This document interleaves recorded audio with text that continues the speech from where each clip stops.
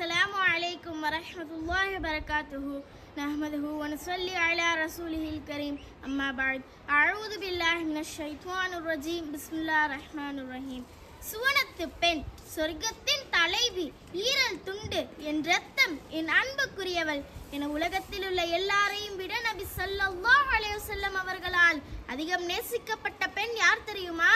அல்லாஹ்வின் தூதரின் பொன் மகளாகிய ஃபாத்திமா ரலியல்லாஹு அன்ஹா அவர்கள்தான். பிறப்பு முதல் இறப்பு வரை பெண்களுக்கு உதாரணமாகி தன் வாழ்க்கையை மேம்படுத்திய உத்தமையின் வாழ்க்கை வரலாறை உங்கள் மனக்கண் முன் கொண்டு வர விரும்புகிறேன்.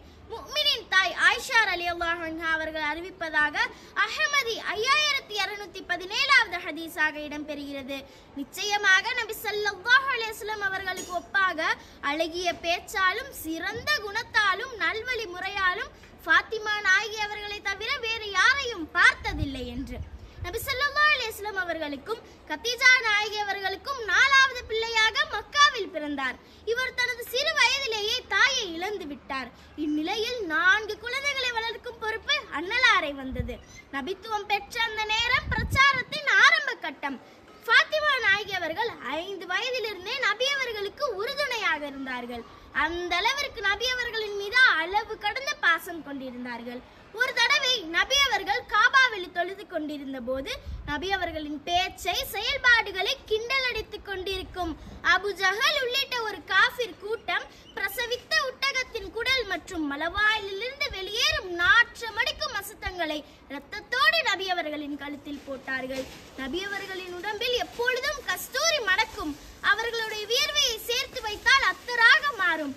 அந்த அளவிற்கு தூய நபி ஸல்லல்லாஹு அலைஹி வஸல்லம் அவர்களை கேலி பண்ணி கிண்டல் அடித்துக் கொண்டிருக்கும் செய்தியை அறிந்த ஃபாத்திமா நாயகி அவர்கள் காபாவை நோக்கி விரைந்து வரார்கள்.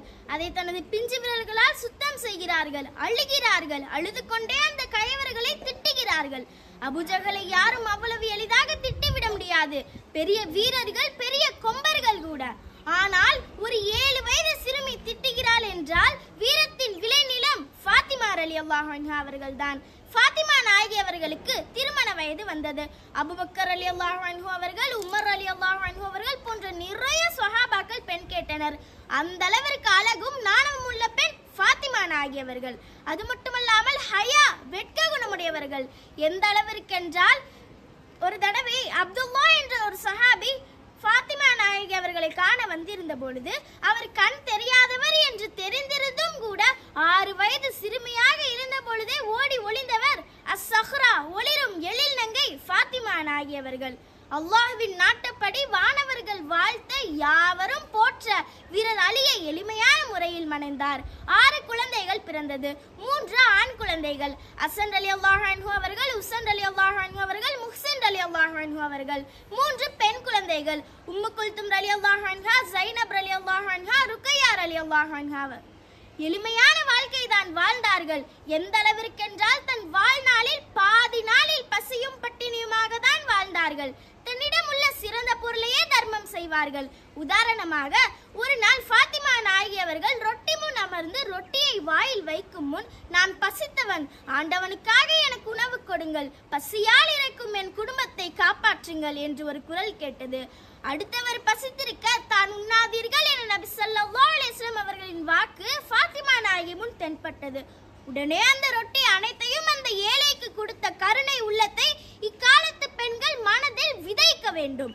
தனக்கு தேவை இருந்தும் அதை பிறருக்கு கொடுத்து உதவும் குணம் ஃபாத்திமா நாயகி அவர்களிடம் சிறு வயதிலிருந்தே இருந்தது. ஃபாத்திமா நாயகி அவர்களுக்கு திருமண ஆடைகள் தைத்து வைக்கப்பட்டிருந்தது. அப்பொழுது ஒரு ஏழை வந்து ஏதாவது கிடைக்குமா என்று கேட்க உடனே அந்த திருமண ஆடைகளை தூக்கி கொடுத்து விட்டார்கள். உடனே அல்லாஹ் தஆலா சொர்க்கத்து ஆடைகளை கொடுத்து அனுப்பினான்.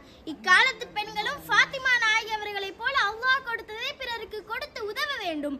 ஃபாத்திமா நாயகி அவர்களின் வாழ்க்கையை படிப்பினையாக எடுத்துக்கொள்ள வேண்டும். ஃபாத்திமா நாயகி அவர்கள் பிள்ளை வளர்த்தது போல் யாரும் வளர்க்க முடியாது. ஒரு நாள் நபி ஸல்லல்லாஹு அலைஹி வஸல்லம் அவர்கள் தன் பேர குழந்தைகள் ஹசன், உசன் சாப்பிட்டு 2 நாள் ஆகிவிட்டது என்பதை கேள்விப்பட்டு அவர்களை பார்க்க செல்கின்ற பொழுது வழியில் ஒரு ஆடு மேய்க்கும் இடையனிடம் விசாரிக்கிறார்கள். அதற்கு அந்த இடையன் 2 சிறுவர்கள் அழுது கொண்டே சென்று கொண்டிருந்தார்கள். நான் ஏன் அழுகிறீர்கள் என்று கேட்டேன். அதற்கு அவர்கள் அவர்கள் சாப்பிட்டு 2 நாள் ஆகிவிட்டது என்றார்கள். அதற்கு நான் உடனே ஆட்டில் இருந்து பால் கறந்து கொடுத்தேன். ஹசன் ரலியல்லாஹு அன்ஹு அவர்கள் வாய்வரை சென்று கொண்டு விட்டார்கள். ஆனால் அண்ணன் ஹுசைன் அதை தடுத்து நிறுத்தி விட்டார். எங்களுக்கு பால் கலந்து கொடுக்க உங்கள் எஜமானன் அனுமதி கொடுத்தாரா? அந்த இடையன் 2 சிறுவர்கள் அழுது கொண்டே சென்று கொண்டிருந்தார்கள். நான் ஏன் அழுகிறீர்கள் என்று கேட்டேன். அதற்கு அவர்கள் சாப்பிட்டு 2 நாள் ஆகிவிட்டது என்றார்கள். அதற்கு நான் உடனே ஆட்டிலிருந்து பால் கறந்து கொடுத்தேன். ஹுசைன் ரலியல்லாஹு அன்ஹு அவர்கள் வாய்வரை கொண்டு சென்று விட்டார்கள்.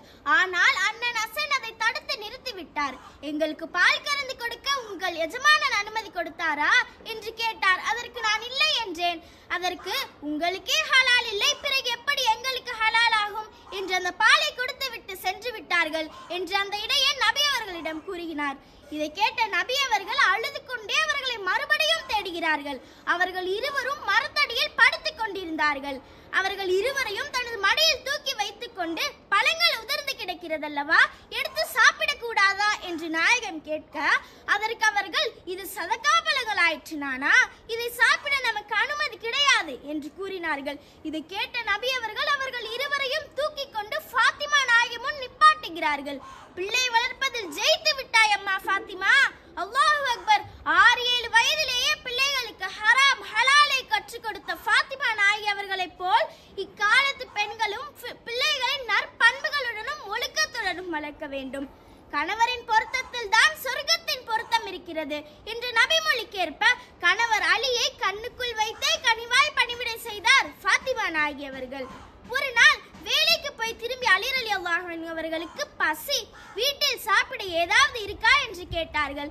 அதற்கு ஃபாத்திமா நாயகி அவர்கள் ஒரு கோதுமை மணி கூட இல்லை, 3 நாட்களாக இந்த நிலைமையில் தான் இருக்கிறோம் என்று கூறினார்கள்.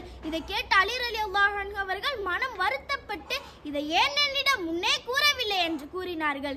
இதை கேட்ட ஃபாத்திமா நாயகி அவர்கள் உங்களிடம் எதை கேட்டும் தொந்தரவு செய்யக்கூடாது என்றும் உங்களை வெட்கமடைய செய்யக்கூடாது என்றும் என் தந்தை என்னிடம் கூறியுள்ளார் என்று கூறினார்கள். இதை கேட்ட அலி ரலியல்லாஹு அன்ஹு அவர்கள் மனம் குளிர்ந்து பசியே மறந்து போய்விட்டது. ஆனால் இன்றைய காலத்து ஃபாத்திமாக்கள் கணவர் என்னதான் செஞ்சாலும் நீங்க என்ன செஞ்சிட்டீங்க, எனக்கு பக்கத்து வீட்டுக்காரர் பாருங்க அவ்வளவு செய்யறான், அவ்வளவு வாய்த்தறான் என்று கணவரிடம் திருப்தி அடையாமல் குறை கூறிக்கொண்டு வாழ்ந்து கொண்டிருக்கும் நிலையை தான் காண முடிகிறது. ஆகவே இக்காலத்து பெண்களும் ஃபாத்திமா நாயகி அவர்களைப் போல் கணவருக்குரிய மரியாதையும் கண்ணியத்தையும் வழங்க வேண்டும். நபி அவர்கள் இறுதி ஹஜ்ஜை நிறைவேற்றிய பிறகு நோய் உற்றார்கள். நோய் ஏற்பட்டு 2 வாரங்கள் ஆகிவிட்டது. நோய் குறைந்த பாடில்லை. இந்நிலையில் இறுதி நிலை வந்துவிட்டது என நபி அவர்கள் அறிந்து அழுது கொண்டிருக்கும் ஃபாத்திமா நாயகி அவர்களை அருகில் அழைத்தார்கள். அவர்கள் காதில் ஏதோ கூறினார்கள். அதற்கு அவர்கள் கண்ணீர் சிந்தி அழுதார்கள். மறுபடியும் தன் மகள் காதில் ஏதோ கூறினார்கள். அதற்கு அவர்கள் நிம்மதி அடைந்தார்கள். இதை பார்த்து கொண்டிருந்த ஆயிஷா ரலியல்லாஹு அன்ஹா அவர்களுக்கு ஒன்றும் புரியவில்லை. இதை பற்றி விசாரித்த பொழுது முதலில் தான் மறைய போகும் விஷயத்தை அறிவித்தார்கள். அதற்கு நான் அழுதேன். மறுகணம் நீர்தான் என்னை சொர்க்கத்தில் முதலில் காண்பீர் என்றார்கள்.